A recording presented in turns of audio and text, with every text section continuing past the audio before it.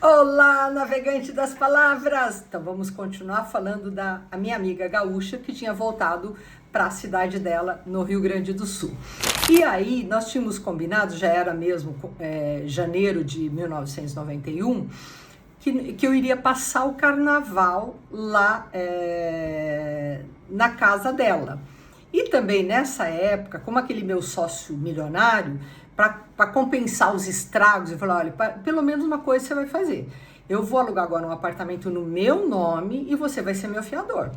Mas eu falei, não quero saber, pelo menos isso, você vai ser meu fiador, porque eu não aguento mais morar ou em pensionato, aí não tem dinheiro, pelo menos eu tendo algo no meu nome, ninguém vai me tocar, né? A República não sei quem me toca, e eu não quero mais ter esse medo de não ter onde dormir. E ele foi meu fiador e eu aluguei um apartamento na Bela Sintra, então eu comecei em 91, com esse apartamento e também já tinha feito contato com uma moça, na verdade uma mulher casada que também, ricos, moravam num apartamento de 1 por andar lá nos Jardins, família rica, e ela tinha muitos bons relacionamentos e queria alguém para ajudar ela com os eventos, e eu topei. Então eu comecei em janeiro meio assim, mas aí já veio o carnaval e eu fui para essa cidade da minha amiga. E lá, aí eu vi, ela era uma classe média, eu diria mais para alta do que para média, porque eles tinham aquela casa, eles tinham casa de praia na Praia do Cassino, eles tinham casa de praia em Florianópolis.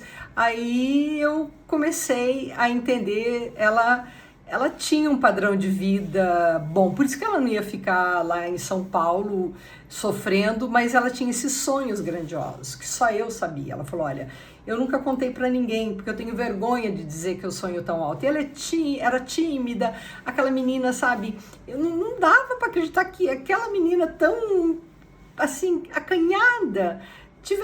Eu sempre fui um estardalhaço, né? Eu já chego falando, então tudo bem, meus sonhos, eu conto mesmo.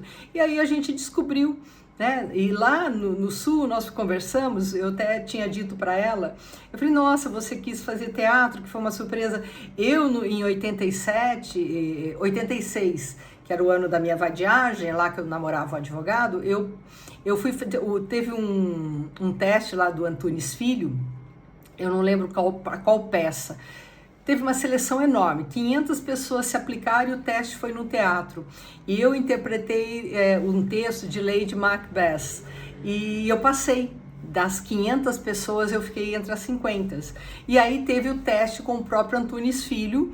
E aí eu não passei, porque eu não lembro o que ele falou, mas eu lembro que eu cheguei com o texto e no que eu comecei a falar o texto, ele veio para mim, sei lá, olha, a prima dela falou que não é verdade, a prima dela falou que não é verdade, bem no meu olho, eu não aguentei e ri.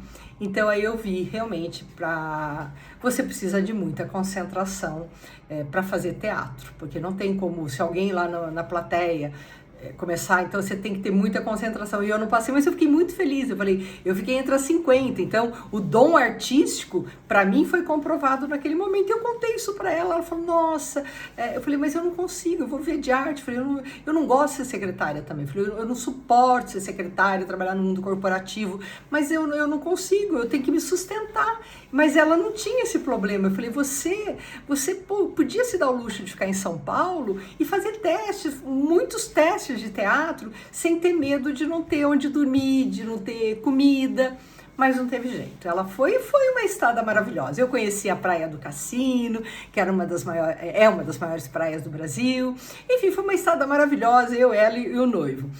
Muito churrasco, né? Muito churrasco. Então foi um período muito bom, e quando eu voltei de lá, no Carnaval de 91, nós já combinamos que o Carnaval de 92 eu passaria no apartamento deles de Floripa. Então foi ótimo. Aí voltei para São Paulo e peguei firme lá com aquela sócia milionária, porque ela já tinha me proposto sociedade 50%. Novamente eu ia ser a sócia mão de obra.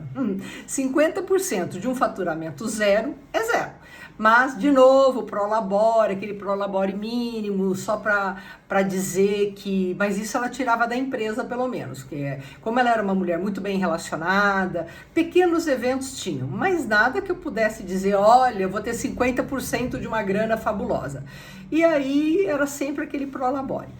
Chegou um momento que eu falei para ela, eu não tô mais aguentando, nós estávamos em 91. Eu falei, eu não aguento, eu tinha benefícios, eu tinha um bom salário, agora eu sou sócia, né, sócia, tem um carro velho lá, né, o que ele falava, né, que o meu carro era cheio de avarias, mas tinha seguro.